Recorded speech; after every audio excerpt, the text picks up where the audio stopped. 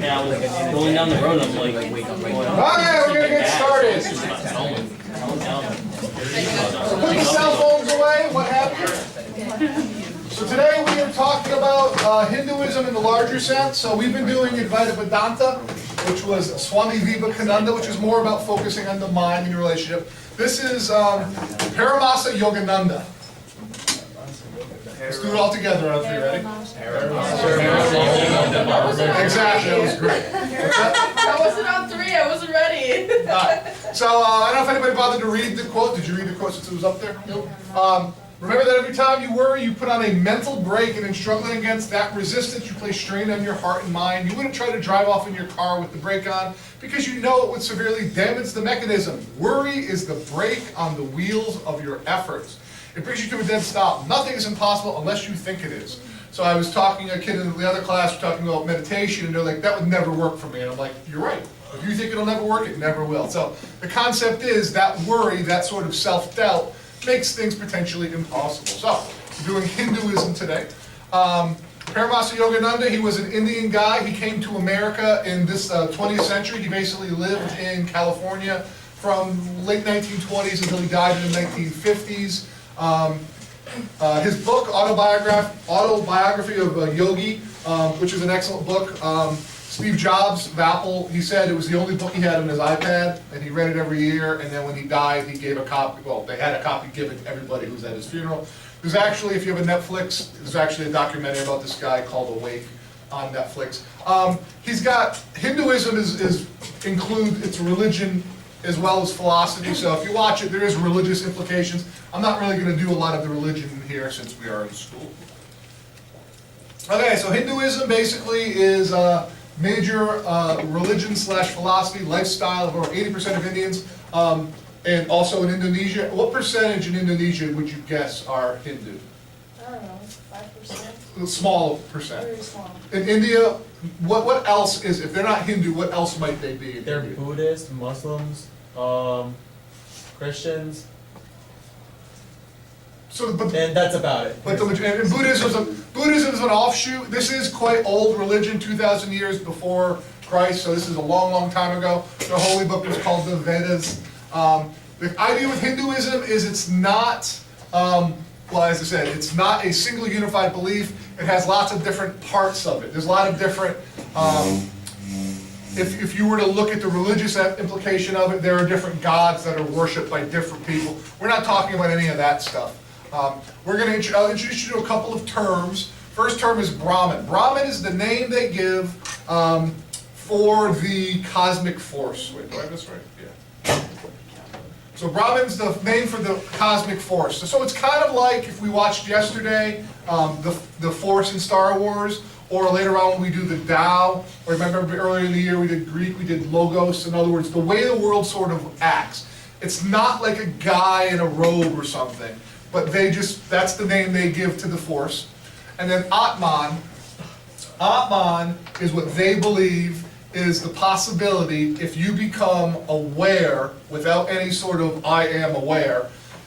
Once you become aware and you get rid of the whole ego and the illusion of the ego, you come up with this consciousness. So when you're meditating, and if you actually do meditation correctly, and we'll talk about meditation, the person who you thought you were, which is your ego, tends to sort of slide away a little bit, and this sort of consciousness comes up. Yes, sir?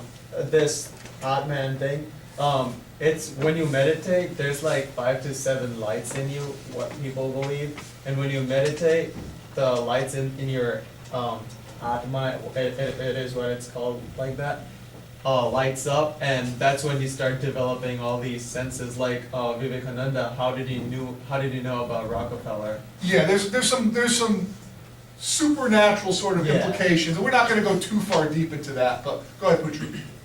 The easy way to really understand what Atman is basically your conscience. Yep. Yeah, your heart. Like when you so focus on yourself, when you there's so many thoughts, you can really hear yourself speaking. That's why Atman is yourself speaking. So it's not crazy stuff. It's just more like you're saying something, but because your thoughts are so loud, you can't really hear yourself. I think that's the point of meditation, to find Excellent. your heart. Yeah, I would say generally speaking, a way of looking at it, if you recognize or if you believe, you don't have to, this stuff is obviously foreign to somebody in our culture, but I would argue that the mind is not you. The mind is a reflection of society. What is you? Your heart is you. Generally speaking, the mind is so loud that it drowns out that other voice, that sort of So in other words, there's an old line that your heart wants to give away everything to everybody you love, and your mind says, hold on a second, that's my stuff. So that it's like a barrier, it's like a wall. And so meditation hypothetically tries to minimize the mind. They believe that once this awareness that anybody could develop can actually understand the force, and everybody in their own way works towards this goal. Meditation, we'll talk about it in more detail in a little bit, but once again, meditation, you free your mind of these thoughts so your mind is still. That's the purpose of meditation. It's not like clenching your teeth really tight and saying, don't think of anything. Because by doing that, you're thinking of not thinking. Making your mind still, there's different techniques for it, and we'll talk about that in a little bit. But if you're able to focus your mind and you silence all of the other noise that your mind's, so if you're annoyed with how your mind sort of bothers you in terms of like, yep, what am I gonna do for college, where am I gonna get rent, how come nobody's called me for the prom, that sort of nonsense, which everybody has all the time. If you're actually good at meditating, or if you develop this skill, because it really is a skill, over time, all of those worries and thoughts begin to become quieter. They don't go away, they're always there, but they become quieter, and you move closer to who potentially you really were all along. That's their belief. Okay, here's another quote from Paramahansa Yogananda. If we could but realize the burdens we often place upon the mind, we might wonder that we have not had a breakdown long ago. Taxed with all kinds of worries and anxieties, the mind is soon overwhelmed by the load. The trouble is that instead of living only in the present, we try to live in the past and in the future at the same time. These loads are too heavy for the mind to carry, so we must restrict the amount of the load. The past is gone, why continue to carry it in the mind? So Jack, you wrote in a journal about your baseball experience, and you used to strike out or whatever, and then it would be bothering you you'd run out in the field still kind of carrying that. Now you're saying, your journal, what was the point of your journal? Now, how do you look at it differently? Well, I mean, coach always yells at you, don't put your hand up your ass and don't make an error in the field because you struck out. But I don't know, it's different because now, Like you said the other day, how people tend to carry things for a long time and then they kind of get over it with time. If you can get over it right there, it sort of translates that to baseball. Yesterday I struck out 3 times and all 3 of my bats, and I was really pissed. But I was oh well, it is what it is. Nothing you really can do about it. And ultimately, like you said, everybody suffers when something they don't want happens. The amount you suffer is how attached you are to it, like the monkey holding on to the sweet in the coconut. And the question is, if you develop the ability just to stay in the present, hypothetically, you don't suffer very long at all. So, okay, Maya we've talked about already. Maya is this concept that the world, as your senses see it, is an illusion. I would take it in terms of the lives you guys live. The things that you might think are the most important might not be the most important. Social interaction in the internet, in the high school drama, and those things. I think you can understand that, but they take it a lot further than that. Maya is all of the changing feelings, desires, emotions, and beliefs that we have. They change, therefore they're not real. How are you doing? What? Oh, just making sure you're... So Hinduism believes the illusion is caused by the mind, and it obscures, it covers up, it overshadows who you really are. So if you actually develop the ability to meditate, eventually you become who you really are. Ooh, we'll talk about that a little bit. Here's another quote from Yogananda. There is a magnet in your heart that will attract true friends. That magnet is unselfishness, thinking of others first. When you learn to live for others, they will live for you. Yoga. The way we think about it is not actually what yoga is. So anybody actually do yoga? What is it? As an American perspective though, what's yoga? It's just it's a type of exercise, I guess. They basically just stretch. It's a type of stretching exercise, right? You guys all know the concept that it's kind of like a Pilates or something. Yoga actually isn't that at all. It's just how Americans have sort of misconstrued it. Yoga is one of the 6 main schools of Hinduism. The word yoga actually means union. And the idea is, while you're doing, in terms of Hatha yoga, which is one type of yoga, that's the Americanized, like, turn yourself into a pretzel thing. When you're doing that whole pretzel stretch thing, you're supposed to be having, like, free mind, deep breaths, and the concept is, while doing it, you will come into union with this force, with this understanding, okay? It's not what we think of necessarily. It's one of the 6 main schools. The other one is Advaita Vedanta, which we talked about.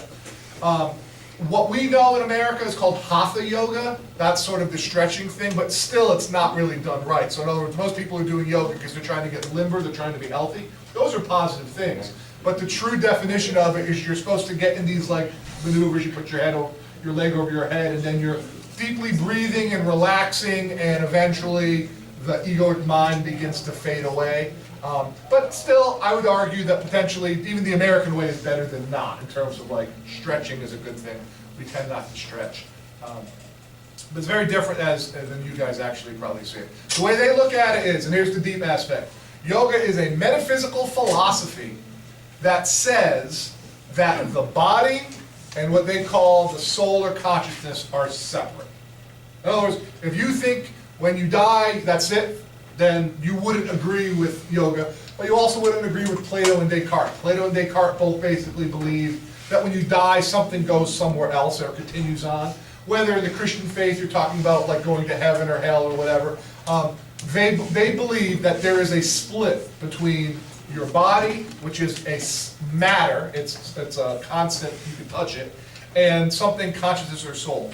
So what yoga actually is designed to do is to separate your consciousness, your awareness, your soul from your body, to realize there's a separation. That's the goal of it.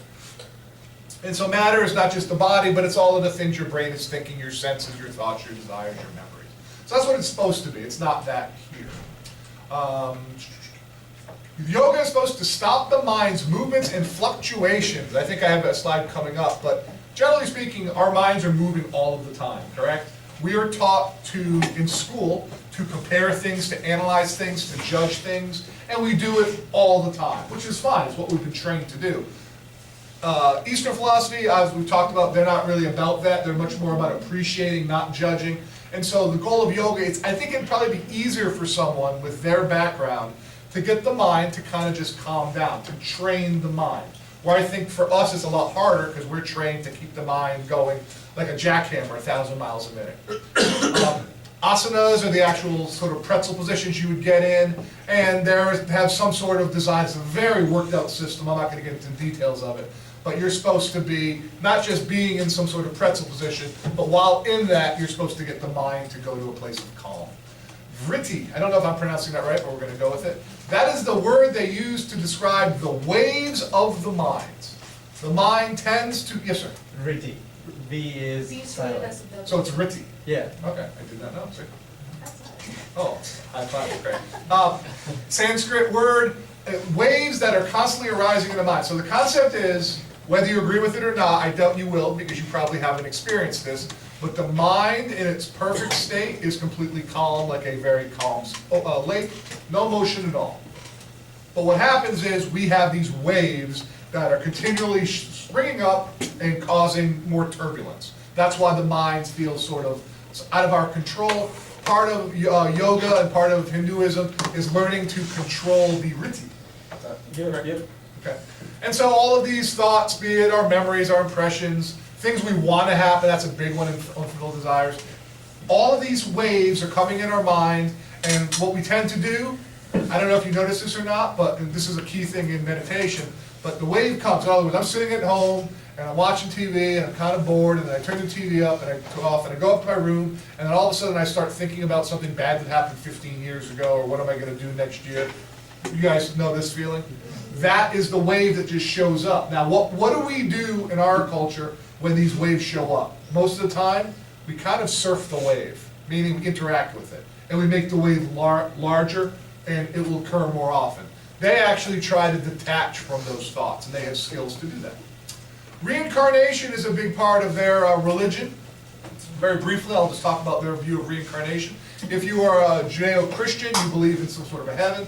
They believe that you, at the end of your life, you are reborn and you will have many incarnations, many. Maybe they're all chronologically, one after another, or maybe they're all simultaneously at the same time, different potential ways of looking at it. Why you would continue to have reincarnations according to their belief? You would continue to do that. You're going to be reborn again until you can burn off your karma. So what does that mean? When I say karma, April, what am I saying? If you've got good karma or bad karma, what am I saying? Anybody know what I mean when I say you probably have good karma or bad karma? What am I saying? Everybody other than? Something always, Go ahead. something always comes back to you, I guess. You're basically saying, like, if you did something really nice for that old lady, you now have what type of karma? And therefore something good's gonna happen in the future. That's our belief. Their belief is a little bit different. They say that during life you build up good and bad karma. You do good things, you build up good karma. You do bad things, you build up bad karma.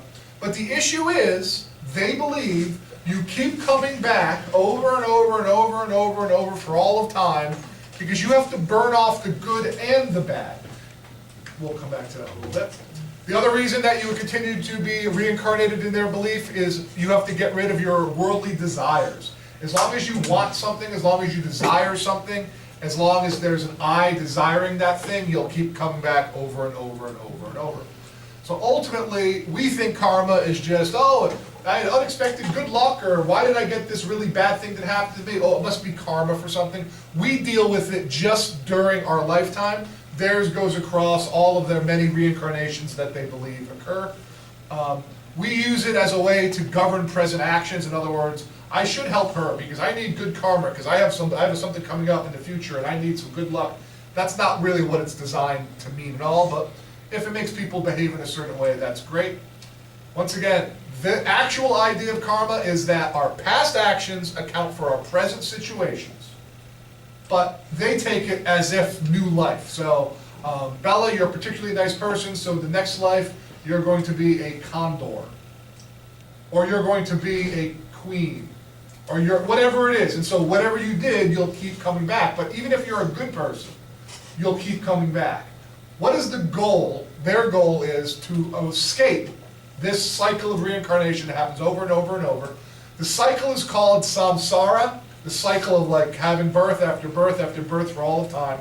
And their goal is what they call moksha.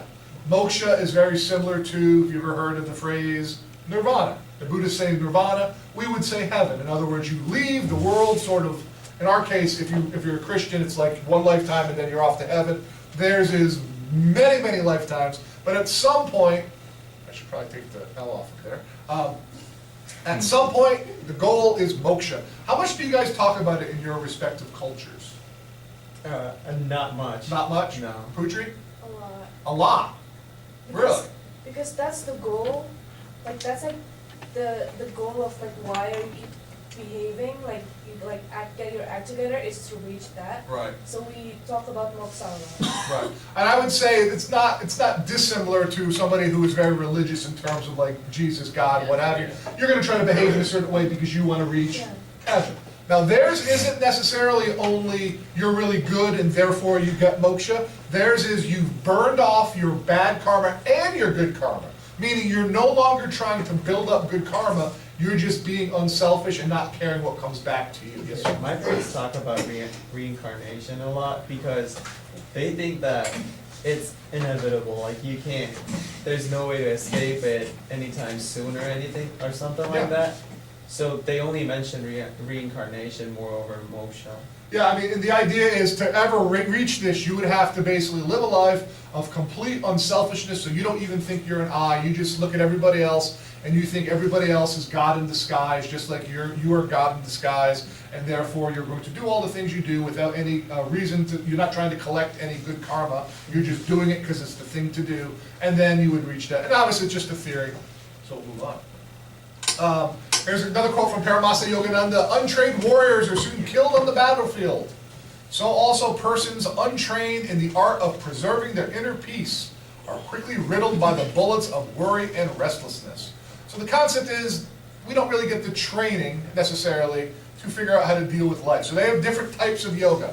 Hatha yoga is a type you know in America. It's not necessarily anything that really is the way it is in their culture. They have 4 different main types of yoga, the different paths to what they consider enlightenment or moksha.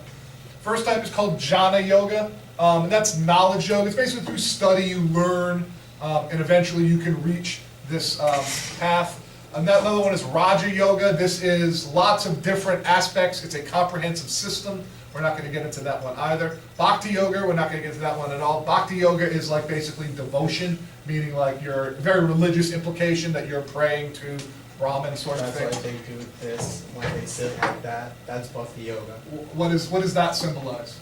I have no clue. That's not us, that's Buddhists. Okay, what did you just do? Oh, when you like sit in a lab and go like Oh, that. like that. Yeah, or so whatever. I didn't see what your hands were doing, okay. Final type of yoga is actually one that I actually try to practice. It's called karma yoga. The concept is you are just basically being unselfish. Everything you do is sort of in service to others. But the key part is without caring about the outcome of your effort. So when I read this years ago, I went, well, that's actually kind of neat to me. And I'm like, so now when I do whatever I do, I'm not doing it because I'm trying to get something back. I'm not teaching because I'm hoping you guys are going to love the class. I can't really care. By definition, I'm not supposed to care about the outcome of my efforts. This is the best I can do, and you guys can take it as you will. Which brings us to meditation. Now, this is Buddha. Buddha was a Hindu, and then he kind of branched off. Buddhism's a branch of it. So let's talk about meditation. So here's a, well, first off, who was in the, was it Hart's class for what, psych or soc? I think they didn't do development too. Human development? Oh, he brought the same guy back? And so this guy comes in, what, you don't like it, Bella? No. What's the matter with it? It wasn't like the meditation part that I didn't like at all, but he was just so weird. The guy was weird? Yeah, it was weird. He Yeah. tried to sell us a book too. Yeah, and he was so He was obnoxious. self-promoting And there was his that book. creepy guy recording in the background. That was weird too, yeah. He was like standing there with like a flip phone, like taking a video. And like every 10 minutes it would like switch his arms. I don't know, it was just really weird. Okay, well, what, do you remember, did you try to meditate when they had you, a couple times you were in there? Yeah, they had us do it, but I don't know, I feel like that didn't work because The guy was like talking the whole time. What did he have you try to do? He like, well, he put on music and he had us like sit on top of desks and just like cross our legs and just sit there. He told us to close your eyes and like look at your third eye. Okay. Yeah. or So something. to have a visualization, okay. Now, Jack, I was told you actually got something out of it. Yeah, there were like, he said that there were like these 3 anchor points, and like the whole music thing was kind of dumb, but I just sort of sat there and like was quiet, and, like thought about it. It was So weird, 'cause, like, the more you thought about it, like, the more you could feel, like, when you close your eyes, like, there was one, like, I think right below your belly button, like, in your sternum, and then right on your forehead, and like, The over third time. eye's in your Yeah, forehead there. like, if I really concentrated, and I felt nothing, I was thinking nothing, but like, you can actually start to like, it's weird that you can almost like feel something going on, like, in the 3 places that you focus on, I don't know, it's weird. But I'm then- not, That's the I lights. have a Yeah, but I felt like, when I first did it, like, I felt like I just woke up from like a 23,000 hour nap. It was so crazy. That's not like that, that's like a Eternal sleep. okay, so, Sleeping beauty. I found this somewhere in terms of like what you could potentially get out of meditation if you wanted to try it. So I put it up there, it's on a couple slides. Over time, your mind learns to disarm its thoughts, meaning your thoughts are what basically distract you, and once you learn how to meditate, your mind kind of just pushes them aside, which is kind of cool. The things that you worry about, you will begin to worry about less. Your goals are more focused and realistic in the present moment. You slowly but surely gain power over yourself. But here's the thing, letting it happen, the key is to stick with it and not expect too much too soon. Some people think they're going to meditate and all of a sudden they're going to start floating around the room like... Now, eventually Mr. Draftshaw is going to come in, I don't know when it'll be, but he tells me that he has a guy who actually can levitate, okay, I haven't seen that. Has a But, guy. well, there's a guy he knows, but he'll talk about it now. He might tell this story, but I don't know when he's coming, so I'll bring it up. When he took his first meditation class back in the 70s, he had to pay money for it. And basically the concept was, the teacher told him, we have to charge Westerners money to do this. And the reason is, most Westerners are gonna do it the first time and be like, that doesn't work, I can't do that, and they would leave. Unless they had paid money for the course, Then because they paid money, they'd go back, and then go back again, and then gradually they begin noticing little tiny incremental improvements until you eventually develop what could be considered meditation. So the idea is don't expect something supernatural. It's not, but I know there's a couple people who've actually had some success with it. You would be surprised if you give it a try. You don't have to, but you'll be surprised. Furthermore, same guy, meditation creates a new pathway in your brain that makes it judge and discriminate less. It's kind of more of a peaceful mind place.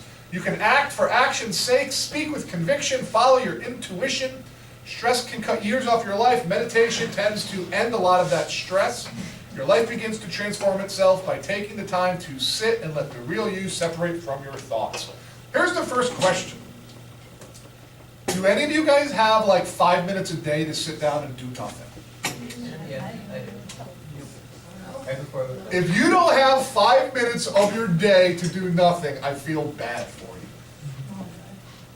Driving's not the right time to meditate. That's how you get the accidents. It's like levitating up to me.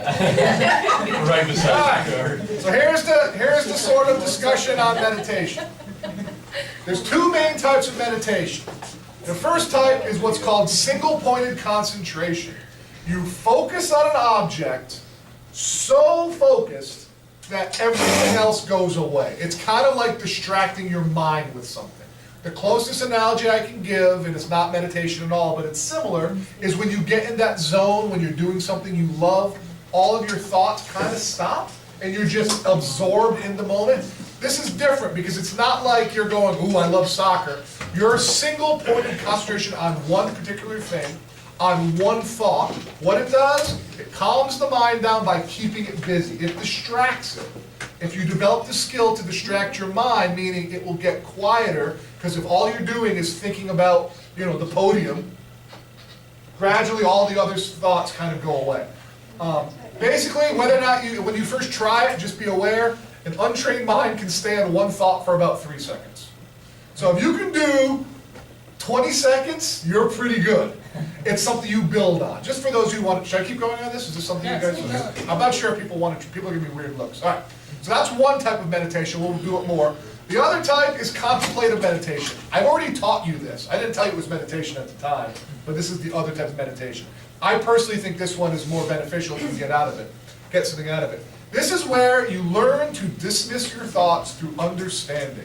By watching your thoughts, they begin to sort of just quiet down. So for instance, when you're doing that whole, like catching yourself doing things with the egoic mind, anybody notice you're doing those things less yet? In other words, oh yeah? Negative thoughts. So in other words, the negative thought comes, and normally it would be like, now it's going to play a drum solo that goes on for 6 weeks. Now it comes, and you kind of go, oh, it's a negative thought again. I gave the trick of like labeling it, which is not an Eastern thing, it's a Western way to understand it. But you go, oh, there it is again.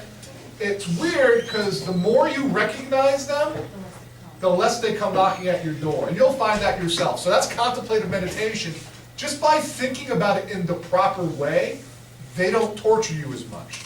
I think it's more realistic. Basically, you're taming your mind.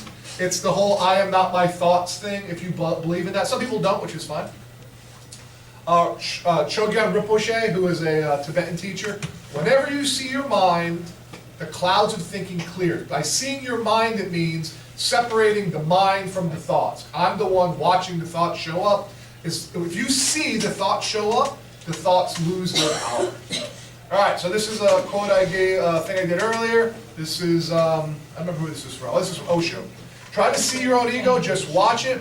Don't be in a hurry to drop it, just watch it. The more you watch, the more capable you will become. Suddenly one day you simply see that it is dropped. It drops like a dead leaf. When you are mature through understanding and awareness, and you have realized that the ego is the cause of all of your misery, one day you see the dead leaf dropping. Has anybody figured this out yet? That the ego is where most of your upset comes from? Two, 3 people? Okay. Maybe not for you, maybe something else. Okay, single-pointed concentration. Now, there's 4 different things you could focus on if you wanted to do it. 1, external object with eyes open. Sergio stumbled upon this. We want to tell your story of how you stumbled upon this, sir? Well, I was at a campfire on Saturday night of last week, and it was one of those moments where like we weren't really doing much. We were just kind of there because it was nice. It was like nice outside, and it was like really calm because we were over in the woods. And then it was one of those moments where like I started like dazing out, but I was staring at the fire, like the campfire, and then I just kind of like lost myself for like what felt Lost like myself, it felt like it was longer than it actually was. It was only like 5 minutes, but like I remember somebody was asking me if I wanted a drink, and I just kind of ignored them for like 3 minutes, and then eventually they were like, do you want a drink? I'm right here, and then I was like, oh wait, sorry, did you say something? And So, some people might say it sounds like a daydream. Was it a daydream? No. Were you thinking about stuff? no.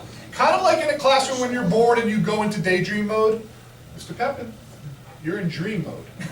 Like actual. Like I could like literally tell you like there's like 5 different shades of color that were in that fire, like by memory. That's the thing. So the issue is, the first point, if you want to develop this type of concentration, first, external object with eyes open, the classic one is a flame, like a staring at a candle. So I don't recommend doing it because you could just stare at the candle, it works, the candle burns down, it lets the house on fire, and there that. But stare at the sun is not a good one, not a good one. That will lead to retina issues and blindness. Now, staring at a fire is kind of alive. It is and it isn't, right? It's moving and it's, now you could stare at a sprinkler, you could stare at Jack's hat, you could stare at, Mrs. Riley, don't do any of these things. But like, potentially, if you just go into a daydream by staring at something, that's not it. It's sort of like your brain fades away, your mind fades away when you're focused on one single thought. I used to drink lunch You do it during lunch. all the time, and when I used to sit with Brooke, she would always look at me and be like, "What are you doing?" And I just stare at the windows and just Are you daydreaming? no. Are you I'm not thinking stuff? about anything. Did you know you were meditating? No. I just. Did you I feel was, relaxed when you do it at lunch? Yeah. And that's I the used to thing. do it. You didn't know you were really meditating. When you told me the first time that something really weird happened, and I'm like, when you told me it was the flame, I'm like, oh, okay, that works out well. We're talking about that soon. Wait, can it happen, like, if you're actually, like, doing something and you just, like... That's more being in the zone.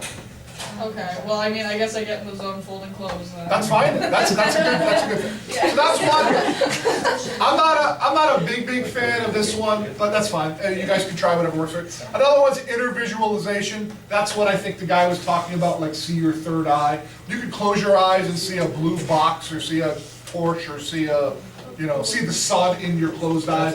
Basically, the idea is there's an image in your head, you're seeing the image, and just sit down, and the image shows up, and then within like 5 seconds you start thinking about the laundry or thinking about the prom, and then instead of going, I hate you laundry prom, just once again, bring back that image and start focusing on it again.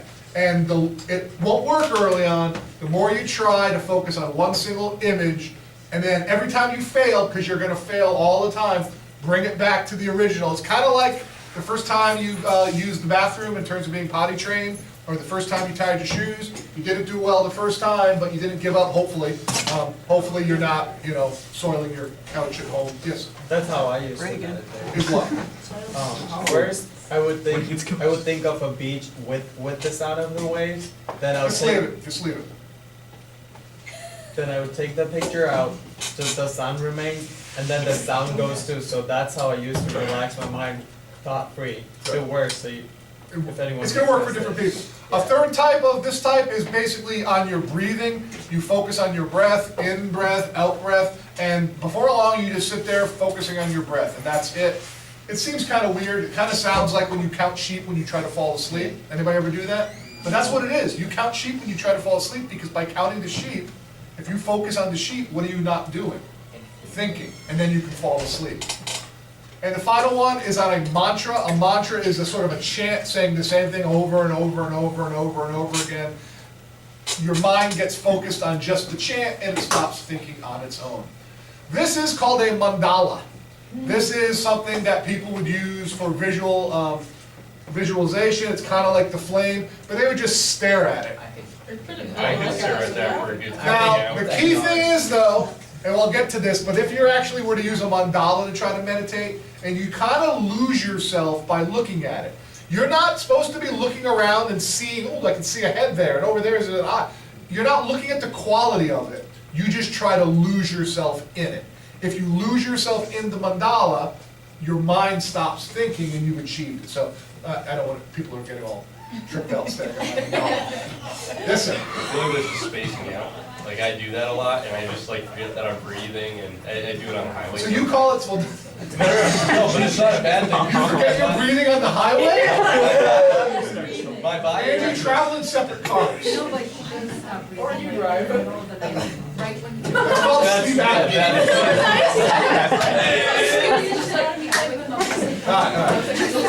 He does not breathe. Alright, so here's the thing. If you were to try that type of meditation, said to leave it, it tapes. anybody could try that type. If you were to try, here are some points to remember. First, do not engage in any sort of intellectual examination of what you're concentrating on. So if I'm staring at this roll, I shouldn't think, look how white it is. How did it get so round? It's running out. I need another one. Because your mind will start jumping until you're back into thinking. You're supposed to just stare at it, and if you catch your mind is going, I wonder how many trees died for this. And then you kind of go, no, focus back on it. And you'll keep falling away and then focusing, falling away and focusing. The longer you try to actually concentrate on something, if you're not thinking, it will work. Also, don't try to examine, appreciate, understand, or condemn what you're looking at. Give it no qualities, just look at it. If you start thinking of its qualities, are you thinking? Then you're not meditating. Just focus on the object, best you can. This is the part that's key, because I know a lot of you guys are like, who wants to kind of do this? All right, who thinks you won't be able to do this? You won't be able to, you're right. If you think you won't, you won't. Now, if you realize your mind is going to wander every few seconds, it's not going to work. But then you try it again, and you try it again. And so I would say if you want to try it, 5 minutes, find sometimes 2 minutes. 2 minutes, just sit there and concentrate on an image in your mind, or on a mandala, or on a flame, or on your breath, or on something else. And then every time your mind wanders, go, oh, there it is again, and go right back to what you're supposed to be concentrating on. It gets better over time. Meditation and mantras. Mantra is the weird thing for a lot of people in the West. You've heard of people like going, Om. Has anybody heard that? Yeah. Om is a mantra. It's basically you say the same thing over and over and over and over and over and over. And the process is by saying it over, your mind gets busy just saying one thing, and it stops thinking. The classic mantra is Om Mani Padme Hum, which you would literally say, and I've done it for hours at a time, Om Mani Padme Hum, Om Mani Padme Hum. It sounds kind of weird. You could do it out loud, you could do it in your mind, you don't have to say it out loud. But by doing, why are we laughing? You're laughing at me. Have you ever done this one? Have you ever done Om Mani Padme Hum? No, it's just your pronunciation. Yeah. I pronounced it all wrong? Yeah, I was supposed to be. I was told it was Om Mani Padme Hum. I don't say it that How did you hear it? Om Mani Padme Hum. That's what I'm saying. He's had me. That's okay, you can do it. Oh, thanks. It's not about the pronunciation, it's about yourself, right? The concept, what it says jewel of the lotus flower. Yeah. The lotus flower is a sort of a very revered plant in Eastern philosophy, because this flower grows out of the middle of water, bodies of water, without getting wet. Kind of like you can live in life without getting wet from all of what surrounds you if you develop your mind. You want me to say it? Yeah. Om Mani Padme Hum.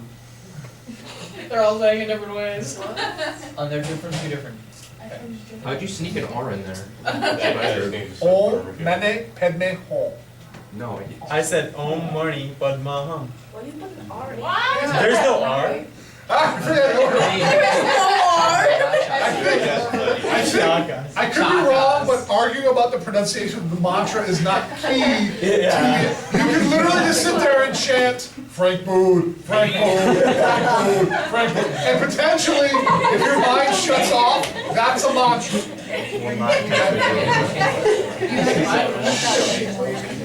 Okay, furthermore, if you want to actually do this, this is why you would do it. Once again, only for a couple of minutes.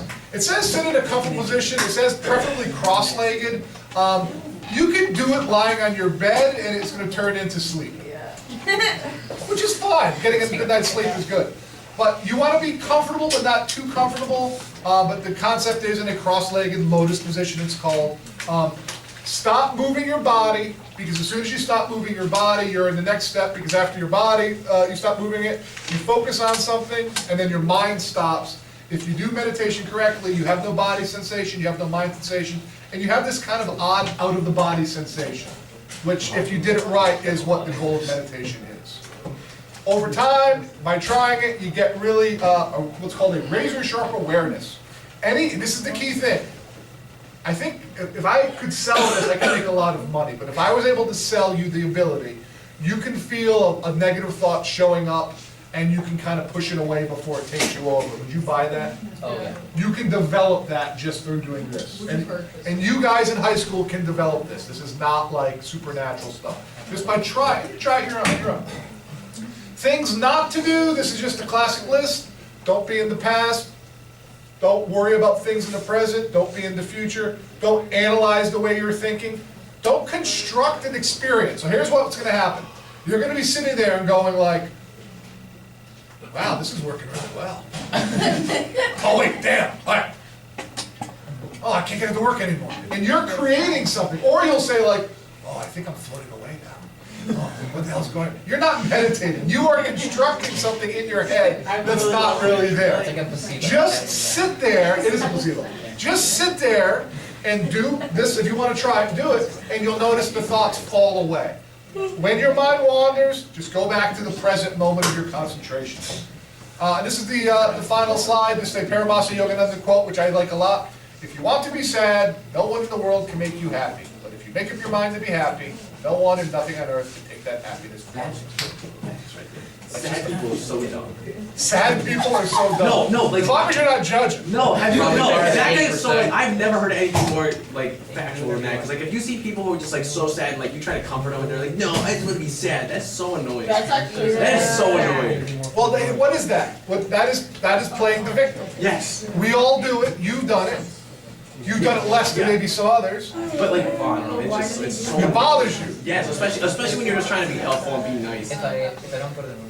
Some people just don't want to. All right. Questions about meditation or about any of this stuff? We've got time, so I want discussion. So this is the part you stare at me and I give up. Yes, sir. So last year, I went deep sea fishing a lot, and when I would get back, I'd be like, it'd feel like the world was still like rocking back and forth. Because you're on a boat. Well, no, but when I got back, not when I was on the boat. So I'd be walking around and I'd be like calm, but when I laid down, like I wouldn't go to sleep, but like I wouldn't think of anything because it was just like soothing, like that back and forth motion. I don't know. Well, when I went to Disney World when I was little, we had a lot of like those like moving sort of escalator sort of things. And so you'd stand on it, they'd call it people movers, and they'd move you from here down to Zelensky's room. And then I had the sensation for a couple of days I'd stand anywhere and I felt like I was moving when I wasn't. That has nothing to do with what we're talking about, but it's kind of neat. Well, it's kind of the same thing because you're not thinking of anything. Okay, we'll go with that. It's like you clear out your head of the problems, but focus on something good. Oh, it could be something. The first part definitely right. Clearing your head out of the problems. Now you said focus on something good. That's a good way of living life, is to focus on the positive. This is different than that. This is focus on anything. Okay. Focus on that cool looking. I could actually meditate on that thing right there.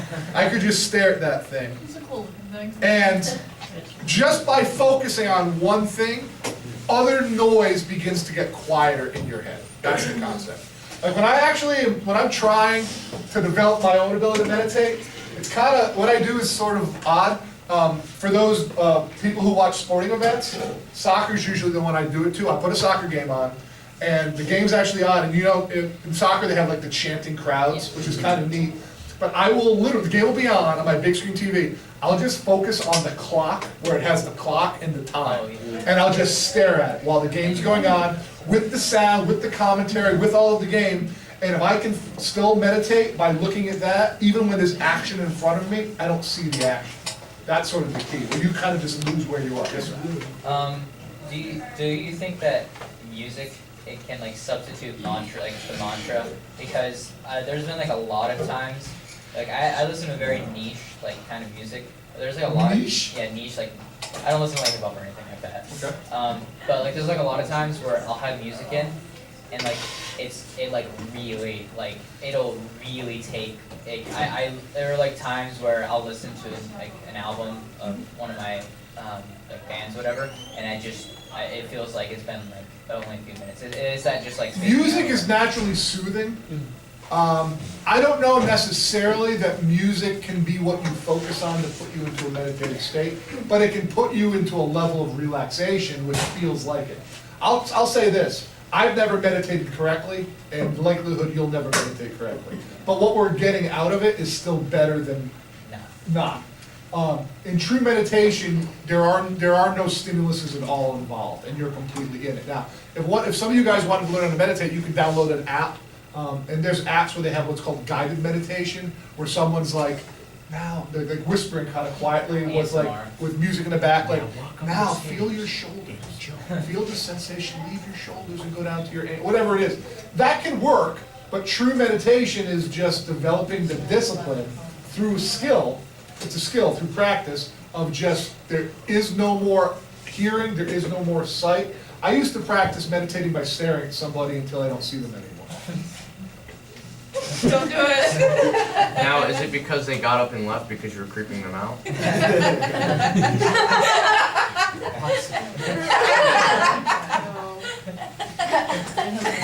So, like, I can probably go about 15 minutes without blinking because I developed that. I'm not bragging, it's not a good thing. Blink, everybody blink when you go home, or right now even. But the idea is, it's almost like my eyes are open, but I'm not seeing anything. Okay. That's why, going back to Sergio's question about the music, if you're hearing the music, by definition, your mind it's probably better because the music might be enough to silence everything out, but when I'm staring at the podium or staring at that, I'm gonna steal that by the way, when I'm staring at that thing, I would probably go, that's so cool, now I'm not meditating anymore. It has to be something that just loses its form almost. Other questions, comments? Have you ever tried to meditate successfully? Yes. Do you still meditate here? No. You did there? Yes. Why did you stop? I don't know. Did you ever meditate in Indonesia? I don't meditate. You don't meditate? No.